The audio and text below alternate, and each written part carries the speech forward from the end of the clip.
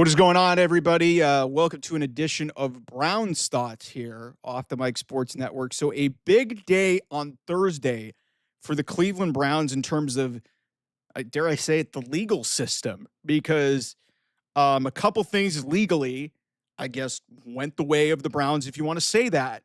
And Quinshon Judkins, their second round pick out of Ohio State, he prosecutors in Broward County declined to file charges against him.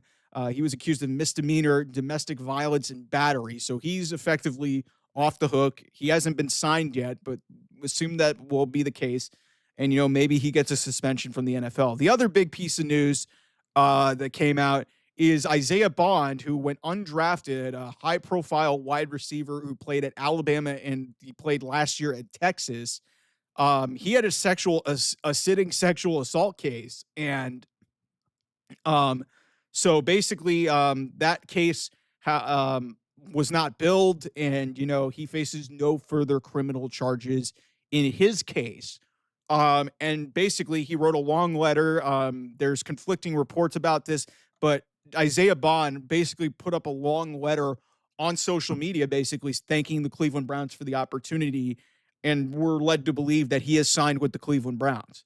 The reason I bring this up is, listen, the lack of, care towards personal conduct issues with Cleveland Browns GM Andrew Berry and, Jimmy Haslam, the owner, Kevin Stefanski. I don't know what role he really has in player personnel in terms of, signing players or trading for players.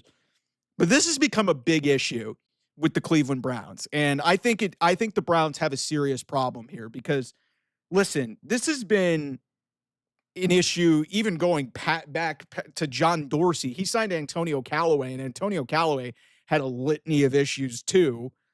Baker Mayfield had a police video on him when he was taken number 1 overall. Baker obviously, was a Heisman Trophy winner, and a lot of the ends justified the means.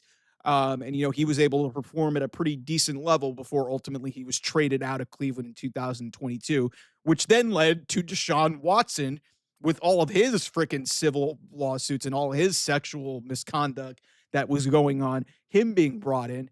Quinshon Judkins, he gets drafted in the second round. This lawsuit pops up, and this arrest pops up. And now they barely waited, and I saw multiple fan accounts on Twitter when Isaiah Bond when it was revealed that this case was dismissed effectively, and they weren't moving forward with charges. They were like joking, the Browns are totally going to sign this guy. And within like a half an hour, the news came out that he was going to sign with the Browns. Listen, I get that sometimes talent can outweigh, some of the, ramifications and some of the legal issues surrounding these guys. At some point, you've got to stop dipping into this pool, because to me, I think the biggest red flag of all, and one of the biggest, things that could ever flash in their face, I figured after the Deshaun Watson decision, and I understand that some of these other things are low risk. Quinshon Judkins, I don't think they knew, or if they did, that's complete malpractice by Andrew Berry, who's already on thin ice as it is. But Isaiah Bond, like, he could have been a mid-round draft pick. He was a pretty talented guy. Had some good years at Alabama. Obviously, that famed 4th and 31 catch from Jalen Milroe that actually got Alabama into the college football playoff a couple years ago. Decent year. I think he had like 500 yards receiving at Texas, but he wasn't their best wide receiver. But he had some shit on him. And now, listen, they didn't draft any wide receivers really of note. They didn't draft any wide receivers this year, knowing that they were going to walk in with Jerry Jeudy as their number 1 guy. They drafted a tight end, Harold Fannin, drafted 2 running backs, and, Quinshon Judkins is back, but, it doesn't help that Travion Henderson looks really good with the Patriots. And now you barely wait any time to go sign a guy who literally who's literally accused of sexual assault. Yes, he just got dismissed, but could you have let it marinate? Do you guys have any morality or whatever, or any, sort of guard for these type of situations? Like, listen, I get it. It's a very talented guy in Isaiah Bond, and he could really help your wide receiver room. But again, You're not you by you doing this, and this is when people are making jokes at your expense saying, "Oh, they're totally going to sign this guy." Character has to matter because one big thing and why I keep going back to the Deshaun Watson thing, because you guys have been on this channel and know that I spoke at length about how much this guy was dragging this team down. He's a big reason why they were 3-14 last year, because I could see it through multiple years. And they got a huge gift in 2023 when everybody got injured and they landed on Joe Flacco, and Joe Flacco took them to the playoffs. And Kevin Stefanski had another outstanding season, but then they got blown out in the play. Like they got to the playoffs, and it was awesome. That was a great moment for the franchise. Second time in a handful of years that they had been to the playoffs. But then reality hits you in the face. Deshaun Watson can't play. And then all of the allegations and all the negativity around him, was weighing this team down to the point where they just couldn't overcome it. And people were just exhausted from this situation and all of these, just narratives and this stuff around this team. And if you're going to try and create a competitive culture in any sport, you need guys in there that have good personal character. And when you've got guys who are committed who are accused of domestic violence and sexual misconduct and sexual assault and all this, whether they're cleared or not, it doesn't matter.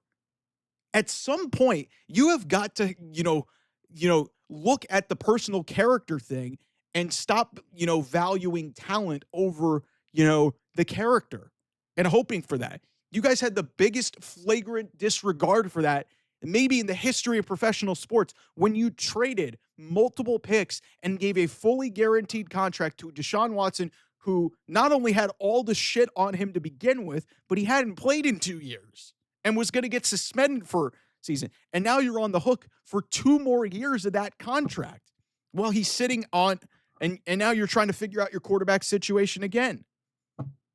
Like, it's baffling to me how sometimes this organization just doesn't seem to care, because listen, you guys have had 2 successful winning seasons in the last, you basically have had 2 playoff appearances since you came back in 1999. You had the, I think, what was it, a 10-win season in 2007.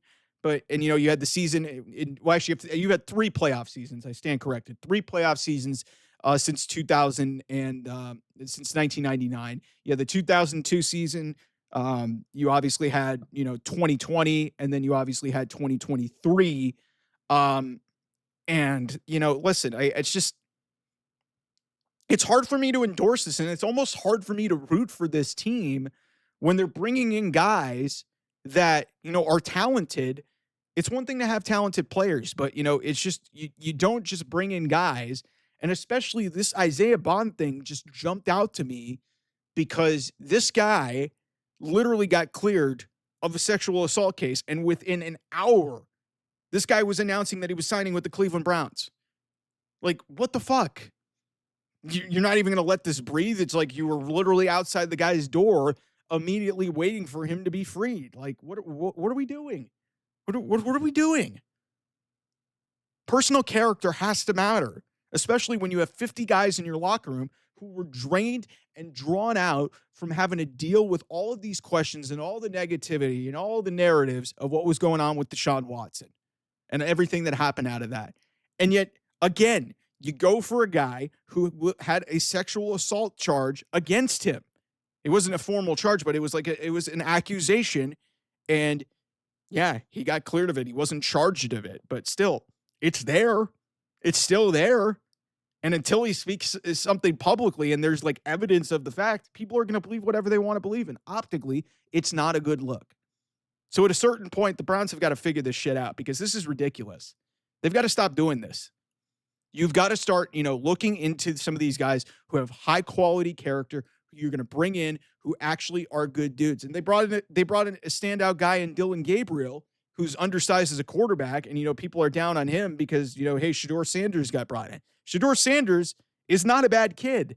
He's just got a big ego on him. And because of who his last name is, that's different.